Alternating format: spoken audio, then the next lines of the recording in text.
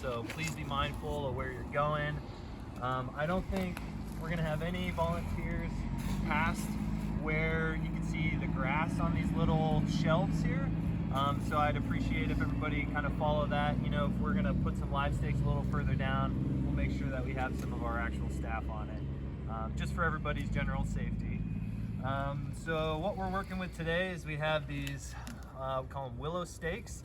They are very much exactly what they sound like. They're just a clipping of a willow branch.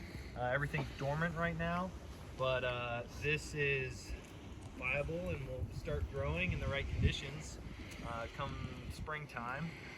So we want to plant these in the ground as best as we can, and I think a main key takeaway is you want to make sure that you're getting about 2/3 of it in the ground. They're 3 feet, so if you think you have a foot or less above ground when you're considered done, that's the right call there.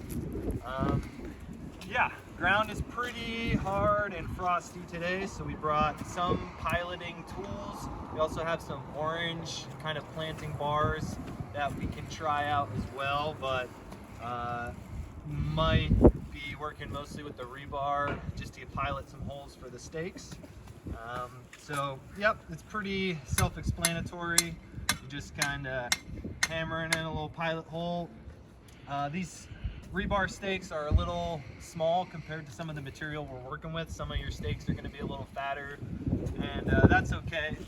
You get the bar kind of hammered in, you can wiggle it around just to open up the top part of your hole if nothing else.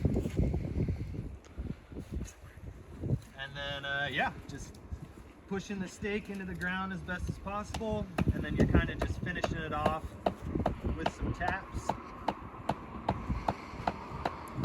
One thing I want to point out is he's putting the pointed end down. Yes. All of these have a pointed end, and the other side is a cut across. Yeah. Thank you, Amy. Sure It's important that we plant them Pointed right end. side up. You don't want to plant them upside down. Willows are extremely resilient, but it's not going to be good if they're upside down. We want to plant them the way they were designed. So I guess I probably should have done this where you guys could all see the final product. Oh, I got one here. There's that one there. So, my stake's in the ground. It's pretty frozen. Ideally, you kind of want to step the dirt around to kind of help close that off. But again, if it's kind of rock solid, that's going to be difficult. So no worries there. If you happen to be hammering and you blow apart the top of your live stake, totally fine. We just want to make sure that we're giving it a clean cut. So we have a ton of loppers, hand snips. So that way when you're done, you just cut it and we got a fresh top.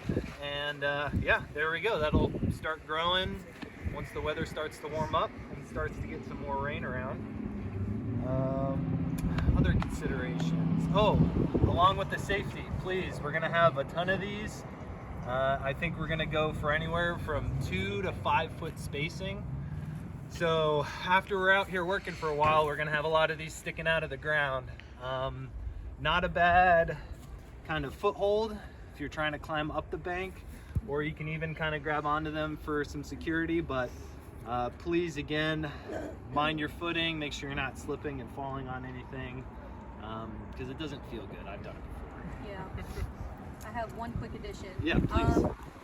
When he's malleting them in, it is nice to like have your other hand holding onto it, but definitely be careful as you're malleting it. I've also found once it's secure enough, if you're able to brace the bottom against the ground, that helps absorb a lot of the vibration that's going on, and that does help it drive down more. So I recommend being careful as you're malleting, holding it, and then once it feels stable enough, try and stabilize it with your foot, and then continue down.